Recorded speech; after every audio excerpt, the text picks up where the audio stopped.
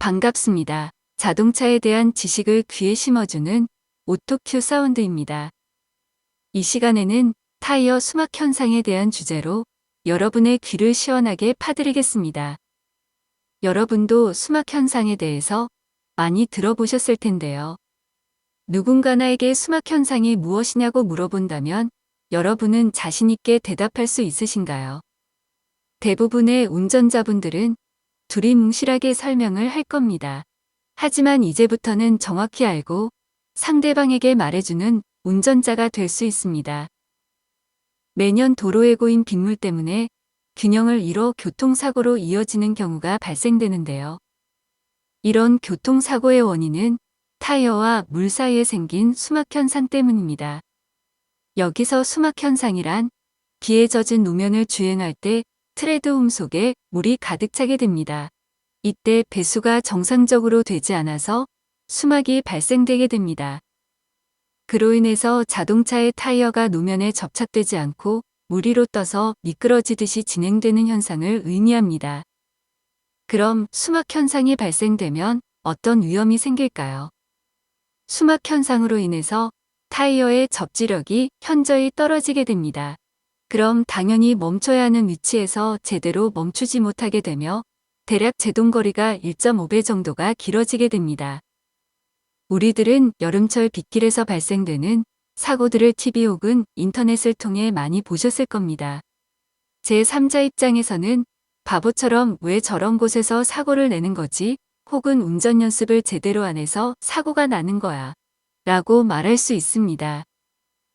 그런데 수막 현상으로 인해서 발생되는 교통사고들을 살펴보면 내 의지와는 상관없이 제동거리가 길어짐과 동시에 앞차를 들이받거나 내 앞차를 피하기 위해서 중앙선을 침범하는 경우가 많습니다. 결국 수막 현상으로 인해서 발생되는 사고는 내 의지와는 상관이 없으며 누구에게나 발생될 수 있는 사고임을 알고 있어야 합니다. 그럼 우리들은 수막 현상을 어떻게 예방하면 좋을까요?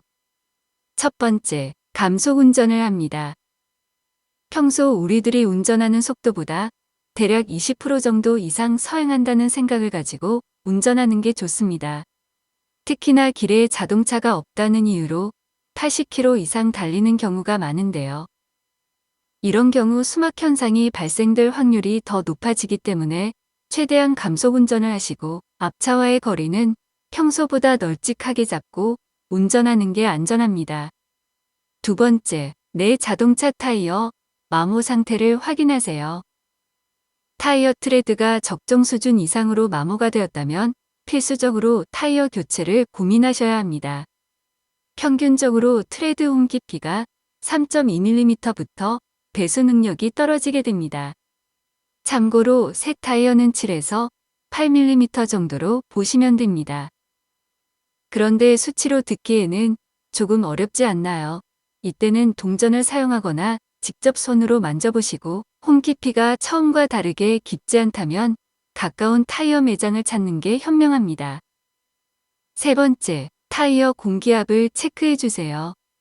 오토큐 매장에서는 기본적으로 타이어 공기압과 마모 상태, 그리고 별다른 문제가 없는지 점검을 먼저 하게 됩니다. 그만큼 타이어는 매우 중요한 요소입니다. 여러분의 자동차 타이어 공기압이 부족한 경우 트레드 접지면은 넓어지게 됩니다. 하지만 반대로 배수 면적은 좁아지게 됩니다.